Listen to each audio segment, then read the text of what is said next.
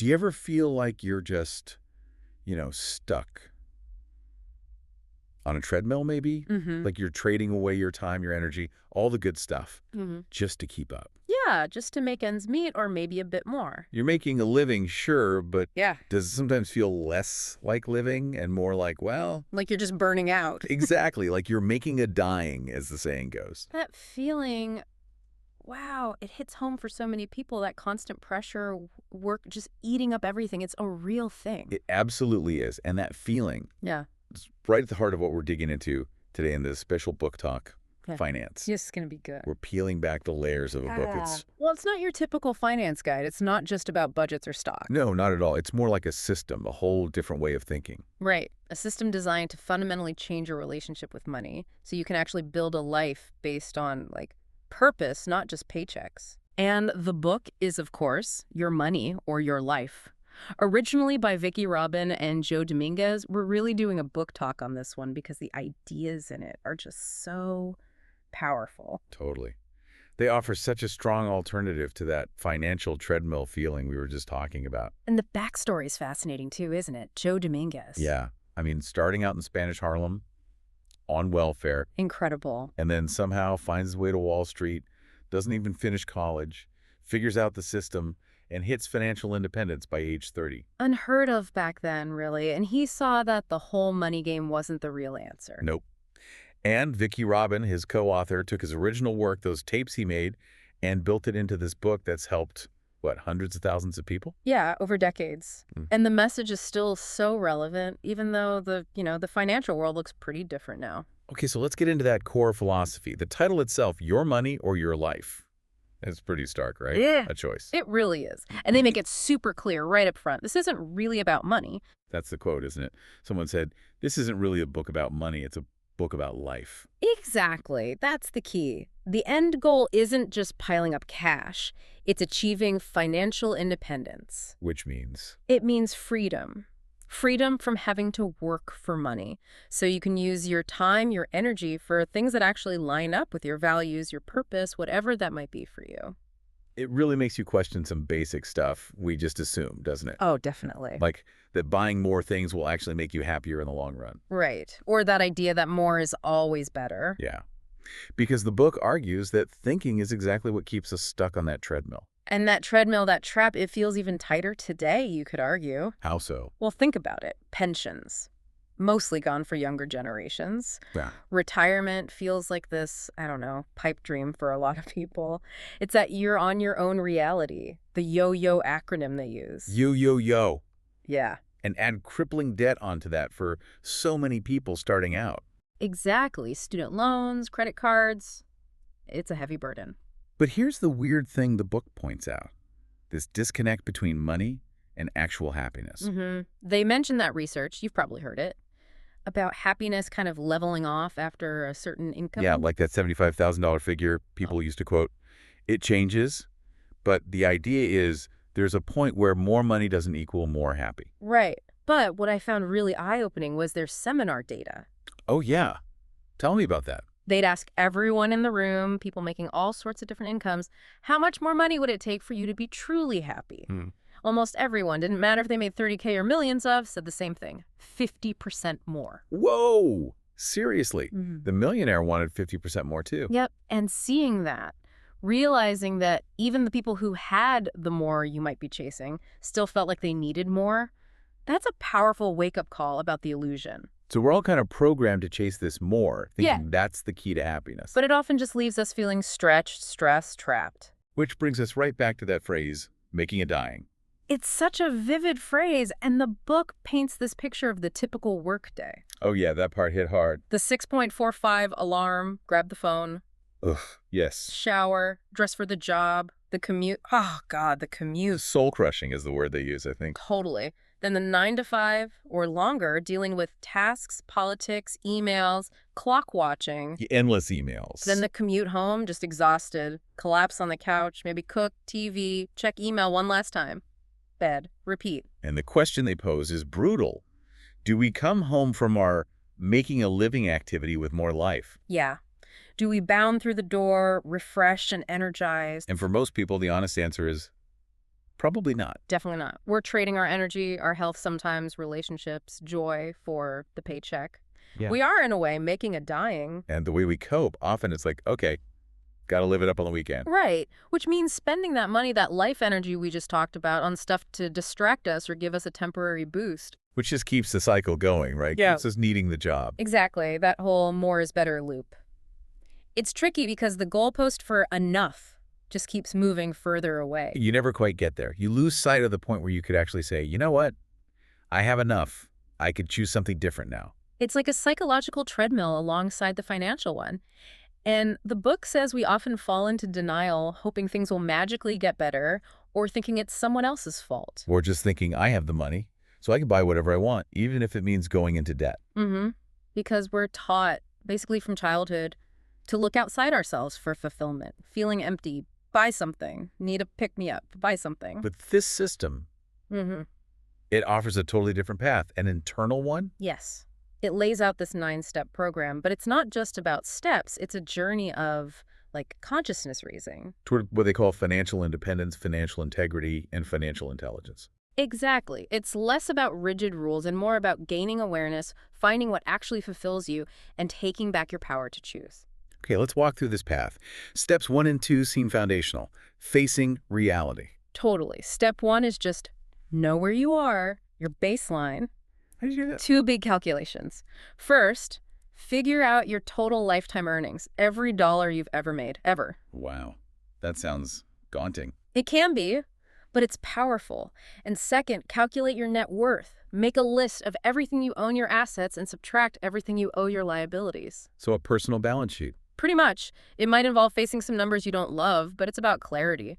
No judgment, just awareness. Like turning on the lights in your financial house. Okay. And step 2. This is where life energy comes in big time, right? Oh, yeah. This is huge. Step 2 is tracking every single cent. Every single one. Incoming and outgoing. Yep. Continuously. Not just for a month to set a budget, always. But the power isn't just the tracking. It's the awareness it brings. Exactly. You stop guessing where your money goes and you see the actual truth. No more assumptions. Okay, makes sense. But then there's the real game changer in step 2. The real hourly wage. Yes. This blows people's mind. Am I included? Explain that again. Okay, so you take your regular pay per hour, right? Your nominal wage. Got it. But then you start subtracting all the extra time and money you spend just because you have that job. Right. Commuting time and costs, gas, car wear and tear, buying special clothes for work, lunches you buy out because you're at the office, the time you need to just like decompress after a stressful day. Even maybe entertainment or vacations you take mainly to recover from the job. All of it. If it's job-related, you factor it in. The Yeah. book has that killer example, someone making a decent $25 an hour on paper. Yeah. But when they factored in, say, 30 extra unpaid hours a week related to the job, commuting, decompressing, plus maybe $300 a week in job-related expenses, Oh, wow. their real hourly wage plummeted down to maybe $10 an hour. So you're not trading an hour of your life for $25. Yeah. You're trading for $10. Precisely. And that lets you do the magic calculation. What is? How many minutes of your actual life does each dollar you spend cost you? Okay, run the math. If your real wage is $10 an hour. 60 minutes divided by $10. Each dollar represents 6 minutes of your life energy, your finite time here. 6 minutes per dollar. Wow. And that conversion changes everything. Before you buy anything, that $5 latte, that new gadget, whatever, you pause and ask. Is this worth X minutes of my life? Exactly. Is this coffee worth 30 minutes of dealing with my boss or sitting in traffic or feeling stressed? It puts the cost in the only currency that ultimately matters, your life. That perspective shift is massive. Yeah. It makes every dollar feel weightier. It really does. Which leads right into step 3, seeing where it all goes. The monthly tabulation. Right. You take all that tracking data from step 2 and you categorize it, but not using some generic budget template someone else made up. You use your own categories Yeah. based on how you actually spend. Yes. And here's the crucial part again. You convert the dollar totals in each category into the hours of life energy they cost you, using your real hourly wage. So back to the $10 real wage example. If your rent or mortgage is $1,500 a month. That's 150 hours of your life energy every single month, just for housing. Seeing 150 hours on a spreadsheet. Yeah. Yeah, that hits different than just $1,500. Totally. You might find out that, say, eating out is costing you 40 hours of life energy a month, or your car costs 80 hours. You see patterns you were completely unaware of. Like the examples of the book, the doctor with the shoe fetish. Yeah. Or realizing you own tons of clothes you never wear. It's not about feeling guilty. It's discernment, not judgment. That's what they say. Exactly. Mm. Just seeing the truth of where your most precious resource, your life energy, is actually flowing. It's like that woman, Anita C., the shopaholic. She couldn't stop until she really saw it all and realized, wow, I have enough. The awareness itself sparked the change. Okay, so that awareness naturally leads to step 4, asking the big questions. The transformative questions, yeah. For each spending category, converted into hours, you ask yourself 3 things. Okay, what are they? 1, did I get fulfillment, satisfaction, value that was proportional to the life energy I spent? Okay, was it worth it, basically? Pretty much. 2, is this spending aligned with my deeper values, my life purpose?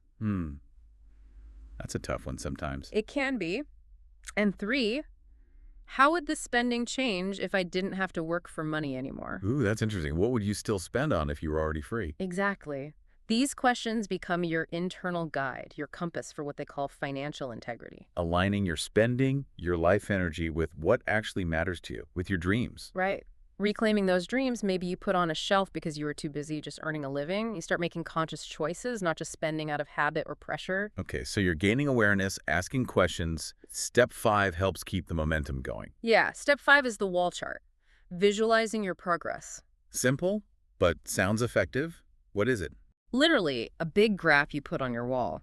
You plot 2 lines each month, your total income and your total expenses. Ah, so you can see the gap. Precisely. You see it every day. Ideally, income is above expenses, and you're working to make that gap bigger and bigger.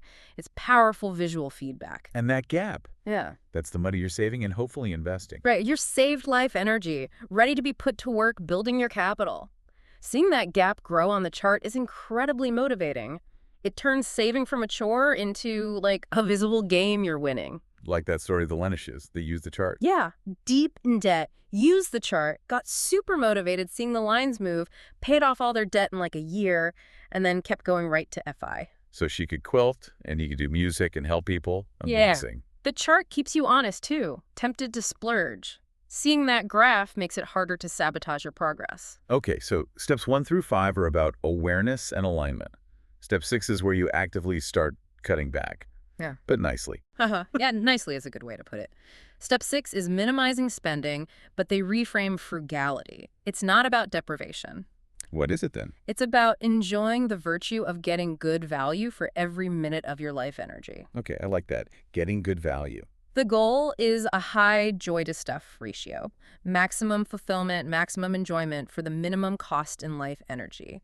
They even use that Spanish word, aprovechar. Aprovechar, meaning? To use something well, get the full value, savor it, like using leftovers creatively instead of tossing them, or really appreciating a simple pleasure. So it's mindful consumption almost. Creative, not just pinching pennies. Exactly. It's empowering, and they list practical ways. Don't use shopping as entertainment. Live within your means. Definitely avoid bad debt. Take care of your stuff. Wear it out. Learn to DIY. Research value, buy used, find cheaper alternatives. And a big one, meet needs differently. Find ways to get what you need or want without buying something new. Like borrowing tools, swapping clothes, finding free events, building community. Yes.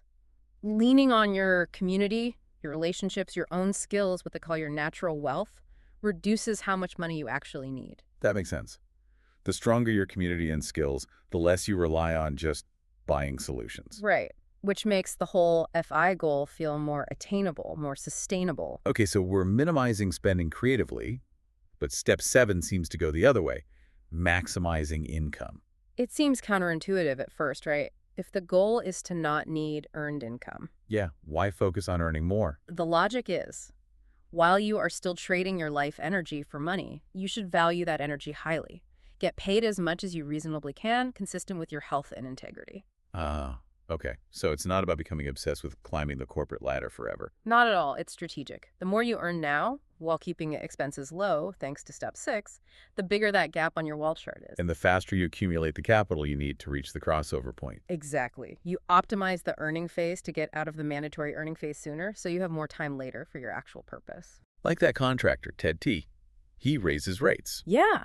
He expected less work, but got more because clients valued his quality.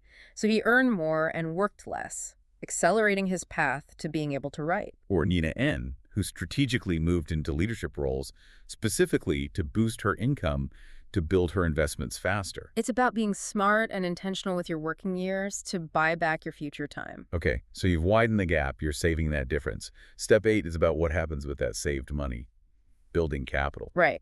You take that saved life energy, that surplus money, and you invest it. And crucially, you start tracking the income that your investments generate each month. Ah, so not just tracking your job income, but your investment income too. Yes, because that leads to the magic moment. Step 8 is also about the crossover point. The big goal. Tell us about that. The crossover point is that beautiful moment on your wall chart when the line representing your monthly investment income crosses above the line representing your monthly expenses. So your money is making enough money to cover your bills. Exactly. At that point, your investments are paying for your lifestyle. Working a traditional job becomes officially optional. That's financial independence, according to the book. Wow. It is. And once you hit that, or as you approach it, they talk about building 3 pillars for security. Oh. Your capital, the investments generating the income, your cushion in an emergency fund, maybe 6 months of expenses, just liquid cash, and your cash. Cash, like a hidden stash? Sort of. Yeah. It's a planned savings fund for bigger irregular expenses, are coming down the line. A new roof, a big trip, replacing a car eventually.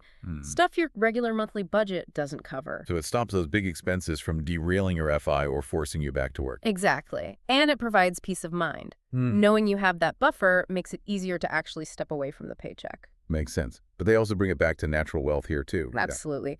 As you get closer to FI, you have more time and energy freed up. You can invest that time in building your skills, abilities, deepening relationships, belonging, and engaging with your community. And the more you build that natural wealth, the less money you actually need for a rich, fulfilling life. It all works together. Okay, final step. Step 9. Investing for FI. This must be where they tell you exactly what stocks to buy, right? Nope. Not prescriptive like that. The goal isn't get-rich-quick speculation. Right, it's about reliable income. Yes. Becoming knowledgeable enough to choose investments that will provide a steady, dependable income stream to cover your expenses long-term. They discuss a few approaches. What did Joe Dominguez originally do? His focus, way back, was mainly on high-quality U.S. Treasury bonds. Very safe, very reliable income for decades. But things have changed. What about strategies more common now, like with the FIRE movement? Yep, the updated book talks about low-cost index funds. Like VTSAX or similar. Exactly. Funds that track the whole market, giving you diversification at a super low cost. Passive investing. Warren Buffett's advice is mentioned for most people, low-cost index funds are the way to go for stocks. Simple, reliable. Fits the philosophy. Yeah. What else? Real estate is discussed. Things like buying a duplex or small multi-unit, living in one part and renting out the others to cover the mortgage and provide income. House hacking, basically. Yeah, or even other types like that guy Todd T., who bought a self-storage facility for passive income so he could do community service. Or just smart living arrangements the co-author used. So different paths depending on your interest and risk tolerance. And your values. They also mention socially responsible investing, SRI. Choosing investments that align with your ethical, social, or environmental concerns. So your money is doing good while providing income. Potentially, yes. The main point of Step 9 is get educated, understand your options, and choose an investment strategy for income that fits you and lets you sleep at night. Okay, so putting it all together, these 9 steps aren't just a financial checklist. Not at all. It's really a blueprint for redesigning your entire life, for changing your relationship with money and ultimately with your own life energy. It feels like it's about waking up from that optical delusion. Einstein talked about thinking we're separate and just focused on ourselves. Yes. Shifting focus outward, finding purpose beyond just making money. Like Buckminster Fuller, dedicating his life energy to benefiting humanity after his own crisis. So the whole journey in your money or your life. Yeah. It's about breaking free from the money trap, getting super clear on where your life is actually going. And then consciously choosing to direct that precious energy towards what truly matters. Towards fulfillment, purpose, meaning. And the encouraging part is, it doesn't matter where you start, deep in debt, doing okay, the principles work. Transformation is possible. It really is. It takes honesty, maybe some courage to look at those numbers, and a willingness to redefine what rich really means. Not just the bank balance, but the richness of your experiences, your relationships, your contribution. Wow. Okay. This book talk has really just scratched the surface of these ideas, hasn't it? Oh, absolutely. There's so much depth there. We've covered the big picture, the philosophy, the trap, the steps. But hopefully, it's given you, the listener, something to think about regarding your own life energy. Yeah. How are you trading it? And is that trade really serving you? Serving your deepest dreams and values? There is definitely more to unpack in your money or your life. For sure. We really encourage you to keep exploring these ideas. Maybe try asking some of those step 4 questions about your own spending.